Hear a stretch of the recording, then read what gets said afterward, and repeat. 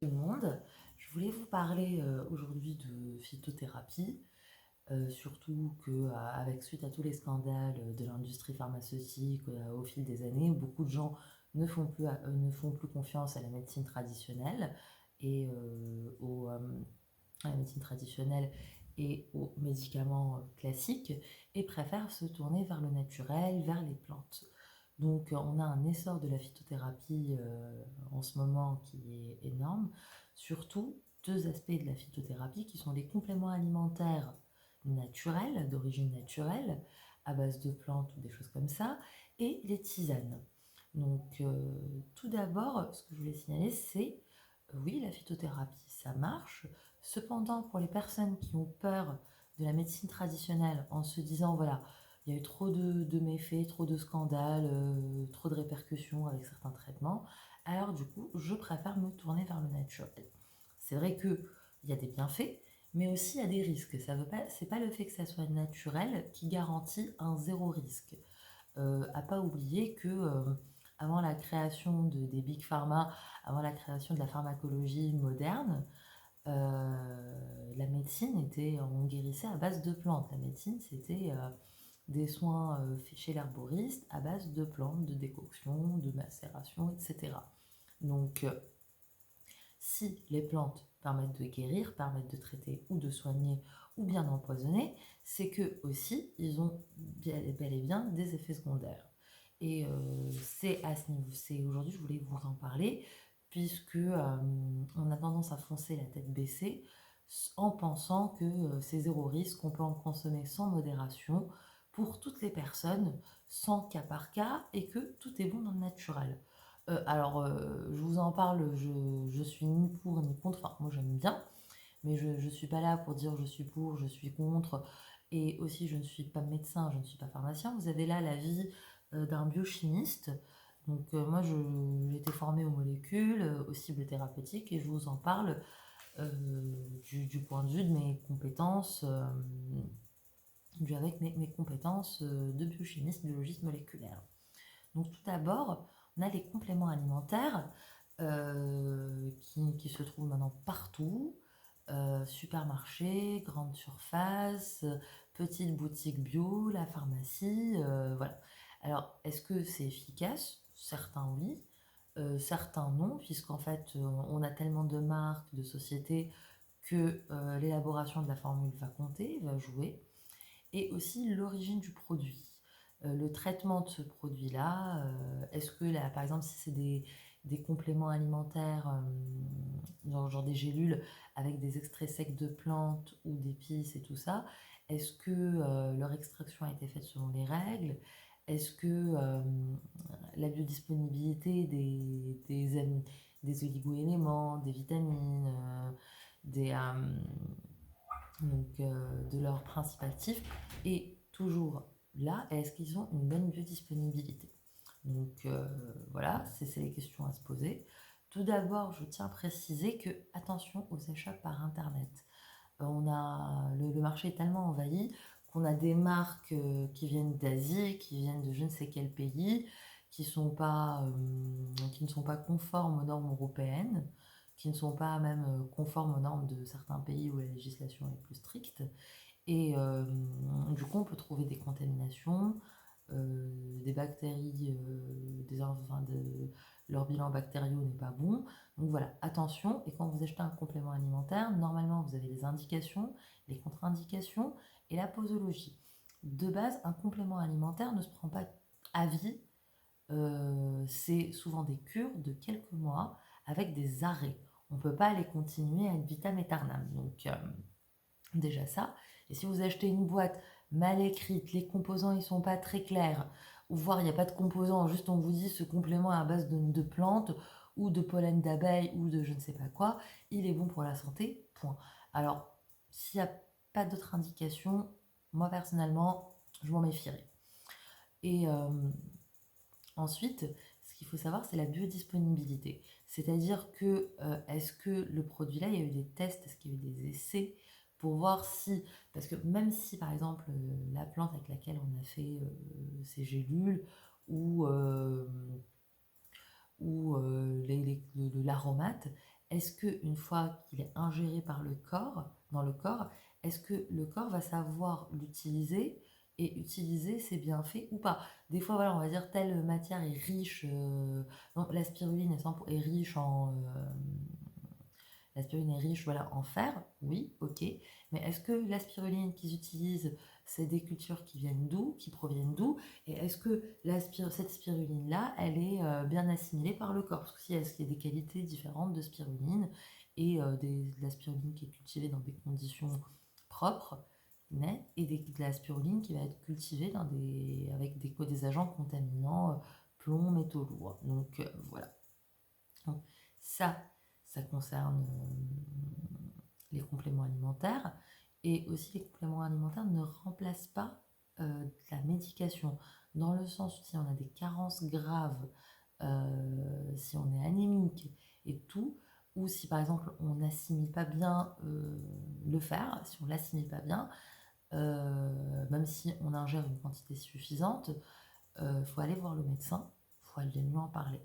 Et un autre élément, pour les compléments alimentaires, ils peuvent interagir avec certains médicaments.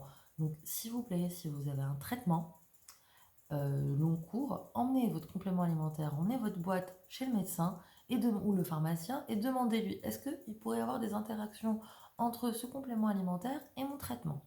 On ne sait jamais. Donc, vaut mieux le faire. Ensuite, les tisanes. Alors, les tisanes, voilà, soit elles vont être vendues en sachet industriel, soit enfin là, marque bio, en sachet avec les indications, les ingrédients, soit achetées en vrac. En France, il y a une réglementation quand même assez stricte sur certaines plantes. On a des plantes médicinales à usage courant qui sont disponibles partout et des plantes médicinales où l'usage est restreint aux pharmaciens, à l'industrie pharmaceutique, et on ne peut pas les acheter et les trouver partout. Donc la distinction quand même se fait, et il y a bien raison de la faire, puisque certaines plantes ont beaucoup plus une balance bénéfice-risque. En fait, on va avoir plus de risques que de bénéfices. Donc c'est pour ça que ces plantes-là ne sont pas autorisées en vente libre. Et même pour les plantes qui sont autorisées en vente libre, on peut avoir des effets secondaires et on peut avoir des contre-indications. Donc, je prends par contre l'exemple de la Tunisie. On a beaucoup de plantes en vrac. On a des petites marques, voilà, qui font des petits sachets de plantes cueillis par le fermier du coin, le paysan, enfin, les boutiques qui vendent les épices aussi. Des fois, ils ont des extraits de plantes vendus en vrac. Alors, renseignez-vous sur la plante que vous allez prendre. Renseignez-vous si elle a c'est quoi ces contre-indications. C'est pas parce que c'est des plantes qu'on peut les infuser pour tous les membres de la famille, peu importe leur historique médical, et qu'il n'y aura que des bénéfices. Sachant que, pareil, les tisanes, en général, c'est des cures. On ne les prend pas au long cours. C'est des périodes allant de 2 semaines à 3 mois à peu près. Et c'est jamais au long cours. Donc, pour vous expliquer, là, je vais donner des exemples. On a des tisanes qu'on trouve voilà, connues, qui ont des bienfaits. Je vais en citer certains. Donc, par exemple, la tisane de fenouil ou la tisane d'artichaut qui sont données comme antispasmodiques pour les gaz, pour les ballonnements, en tisane digestive. Donc, voilà. On a les tisanes à base d'aubépine qui sont des tisanes pour les donner voilà, pour l'insomnie, pour les personnes qui se réveillent aussi au milieu de la nuit, pour l'anxiété, pour les personnes aussi qui présentent une anxiété due à un sevrage tabagique. Et on a la camomille, connue pour ses vertus calmantes, apaisantes aussi. Ensuite, on a en vénotonique, en fait, on a la vigne rouge qui est donnée en tant que vénotonique, c'est-à-dire que c'est bon pour la circulation sanguine, c'est bon pour la sensation là, c'est bon pour le retour veineux, c'est bon voilà, pour les personnes qui souffrent d'effets jambes lourdes. Et dans le même registre, on a l'amélisse, qui est donnée en cas de fragilité veineuse, des personnes qui ont tendance à avoir des varices ou des varicosités. Donc là, voilà, c'est une liste de tisanes connues, avec pas beaucoup de contre-indications. On va voir pas de contre-indications.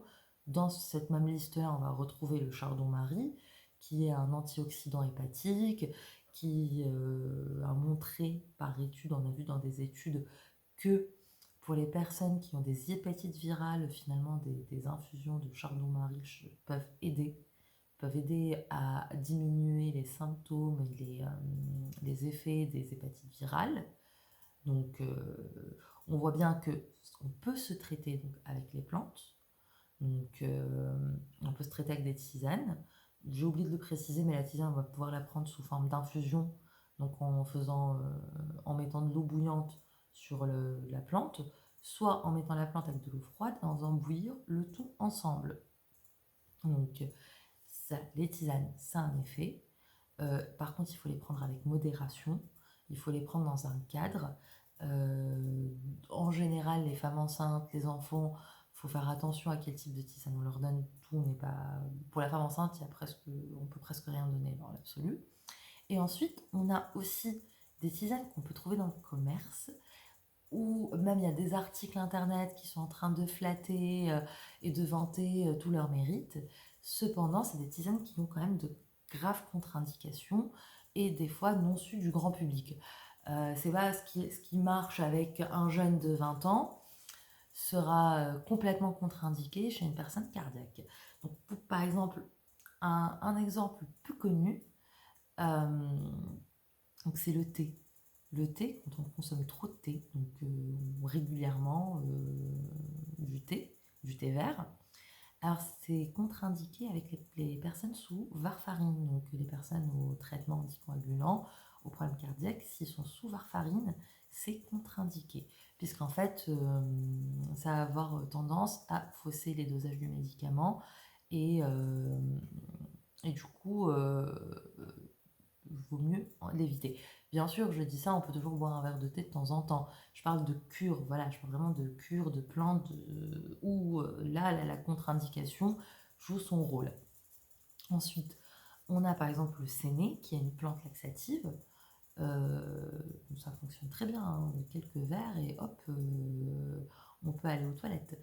Cependant, cette plante-là, elle est vraiment contre-indiquée pour les personnes qui souffrent de troubles gastro-intestinaux. C'est un irritant gastrique. C'est contre-indiqué pour les gens qui ont des maladies de Crohn, des maladies inflammatoires gastriques et,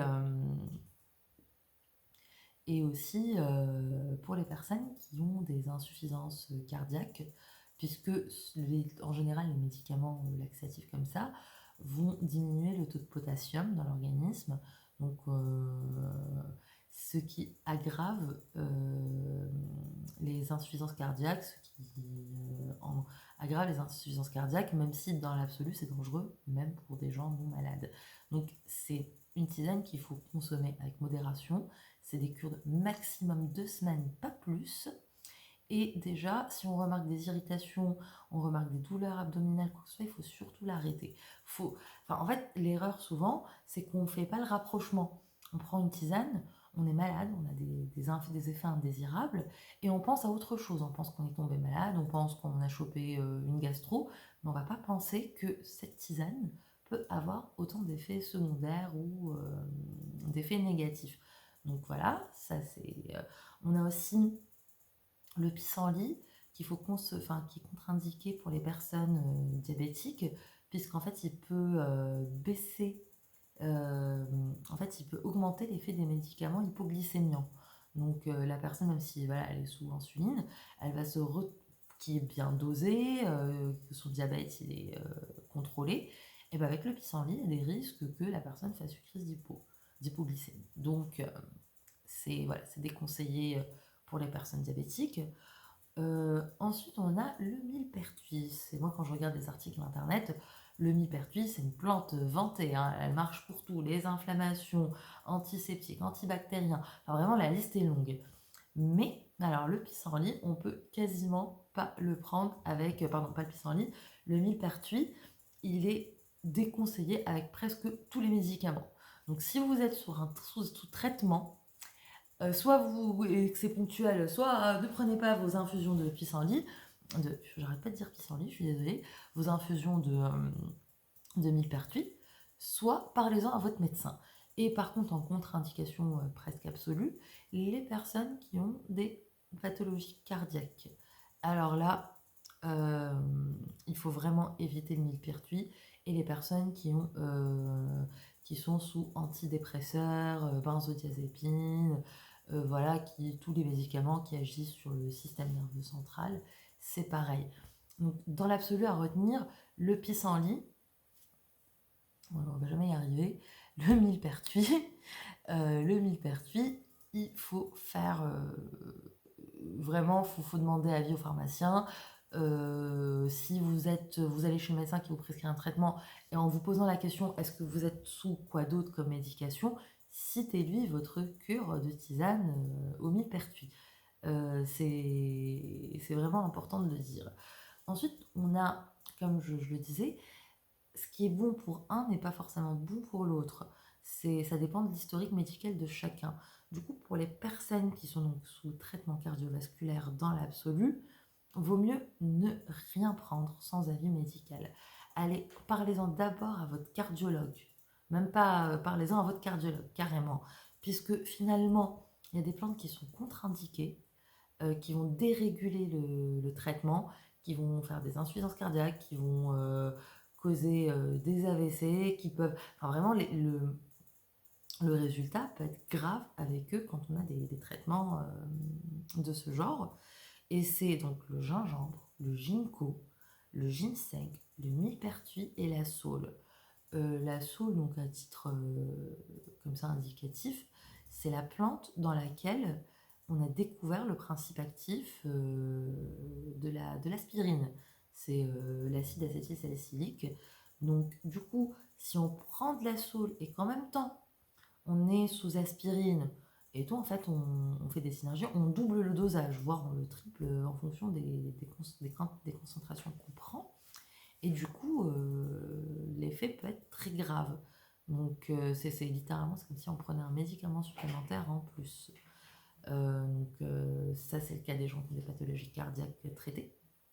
Et pour les personnes donc, qui sont sous antidépresseurs, benzodiazépines, antiépileptiques, enfin, tous les traitements un peu qui ont une influence sur le cerveau, c'est pareil, on y a le ginkgo et le millepertuis à proscrire et je leur conseille d'en parler avant de prendre des cures comme ça, de tisanes, de plantes. Pareil, il faut en parler au médecin qui vous suit. C'est vraiment important. Tout ça, voilà, je sais pas pour vous faire peur, hein, parce que là, je tiens bien à dire que je parle bien du cas des cures, voilà, des infusions sur le long terme. C'est pas une tisane de telle plante un jour dans l'année qui va vous tuer, évidemment que non. Euh, ça fonctionne pas comme ça, mais voilà, je le mentionne quand même pour les personnes qui font des cures, qui ont pris leur petite habitude de prendre leur tisane ou leur thé tous les soirs, voilà, en fonction de la plante qu'ils prennent, faire attention aux traitements qui suivent, faire attention à leur passif médical. Par exemple, l'artichaut, voilà, il n'est pas connu pour avoir des contre-indications particulières, mais quand même, si on a par exemple une obstruction des voies biliaires ou des calculs rénaux et tout, vaut mieux. Faut pas prendre des tisanes d'artichaut, par exemple. Donc, finalement, toutes les plantes médicinales peuvent avoir des effets secondaires plus ou moins graves. Je vous ai cité les plantes qu'on utilise couramment à la camomille et tout sans aucun problème. Il y a d'autres plantes qui sont beaucoup plus complexes à utiliser.